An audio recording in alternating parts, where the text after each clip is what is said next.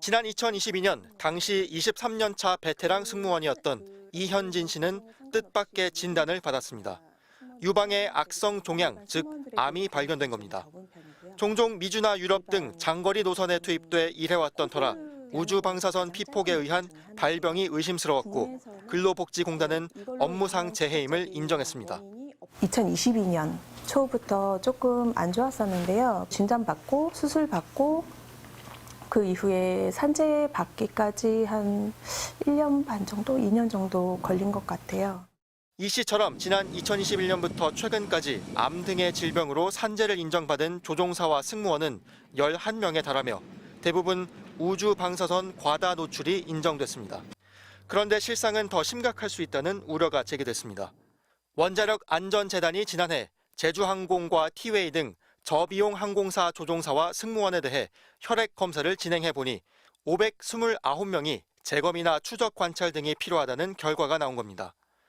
검사에서 빠진 항공사들을 포함하면 실제로는 더 많을 걸로 보입니다. 비교적 단거리 노선 비중이 높은 저비용 항공사 근로자들도 방사선 피폭에서 자유롭지 못하다는 얘기입니다. 저비용 항공사 노조 관계자는 인력도 적은 데다 단거리 노선은 그만큼 비행 횟수도 더 잦다면서도 사측에 인력을 더 뽑아달라고 나서지도 못하는 상황이라고 말했습니다.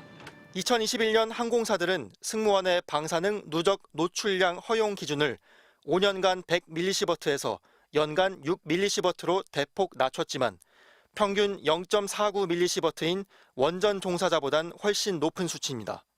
6mS 이하는 안전하다라고 이제 이야기하지만은 실제 건강 문제와 연관성이 있다는 것을 또 보여주는 통계도 있기 때문에 10년, 20년간 장기 노출되었을 때 통계적으로 유의미한 변화가 있느냐 이런 것들은 예산을 들여서라도 꼭 살펴봐야 되는 부분이다.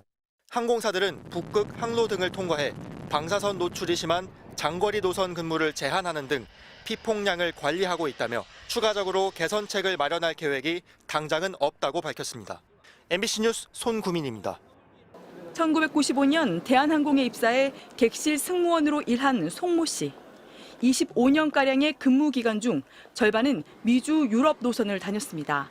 연평균 비행시간만 1,022시간에 달합니다. 송 씨는 지난 2021년 4월 위암 4기 진단을 받았고 불과 20여일 만에 숨졌습니다.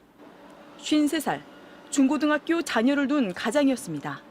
유족은 우주 방사선에 피폭돼 암이 발병했다며 산업재해를 인정해달라고 요구했습니다. 쟁점은 누적 피폭 우주 방사선량이 기준치를 넘었는지 여부였습니다. 규정상 승무원은 연간 6mS를 초과할 수 없습니다.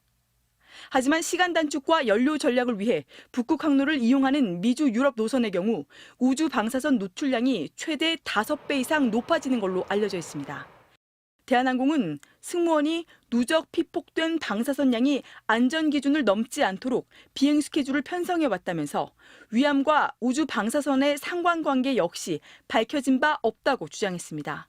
하지만 근로복지공단은 이러한 주장을 받아들이지 않았습니다.